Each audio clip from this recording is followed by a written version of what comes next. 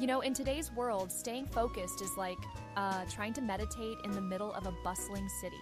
Totally. With constant notifications and alerts, it's a wonder we get anything done. Exactly. Our brains are wired to be distracted by every little ding. Yeah. It's this bottom-up focus where external stimuli hijack our attention. Right.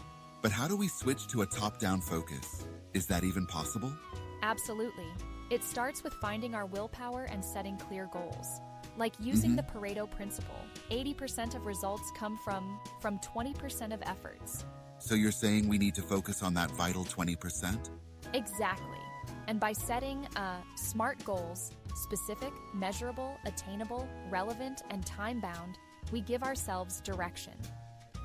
Right. But even with goals, the environment can pull us away. How do we handle that? Well, creating a focus haven is key. Turning off emails, silencing phones, eliminating distractions, even organizing our workspace can make a big difference. I guess clutter can be distracting. Exactly. An organized space leads to an organized mind. And don't forget, turning on some classical music can help focus too. Really? Classical music? Yeah, it's been shown to improve concentration. Right. It's calming without being distracting like songs with lyrics. Interesting. But isn't unplugging completely a bit unrealistic? Maybe, but that's where digital minimalism comes in. Yeah. It's about being intentional with technology, using only what's necessary. So, basically, we have to control technology, not let it control us. Exactly. And remember, we're in control of our time. Parkinson's law shows that work expands to fill the time allotted. So by setting tighter deadlines, we can actually be more efficient? You've got it. And techniques like the Pomodoro technique help us break work into focused intervals. Right. I love the idea of working in short sprints. But what about Eat the Frog? What's that about? It's about tackling your most challenging task first thing. Yeah. It's like getting the hardest part out of the way, so the rest feels easier. Makes sense. But don't you think multitasking is more efficient?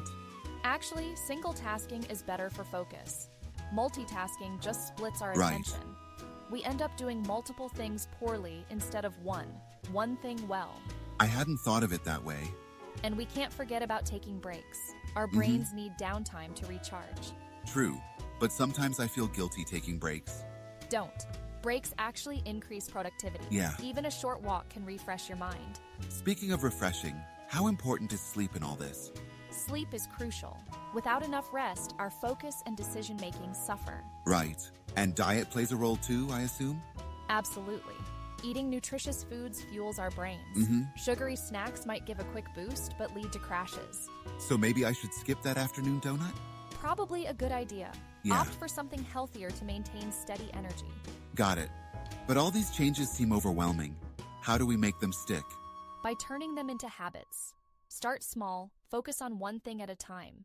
Over time, Right. they become second nature. Makes sense. But earlier you mentioned turning off phones completely. I still think that's a bit extreme. Fair point. Maybe it's about finding balance. Yeah. Using tools like do not disturb modes or apps that limit distractions. Exactly. Technology can also help us focus if we use it wisely. You're absolutely right. It's not about eliminating tech, but managing it. I'm glad we agree on that. So, to sum up, focusing in the digital age is challenging, but not impossible. Exactly. With the right strategies, we can reclaim our attention. Yeah. And get more done with less stress. Thank you for tuning in to today's discussion. If you found this talk on Achieve Your Goals helpful, be sure to check out the full book available at www.theproductivebooks.com. It's packed with actionable insights to help you turn your dreams into reality.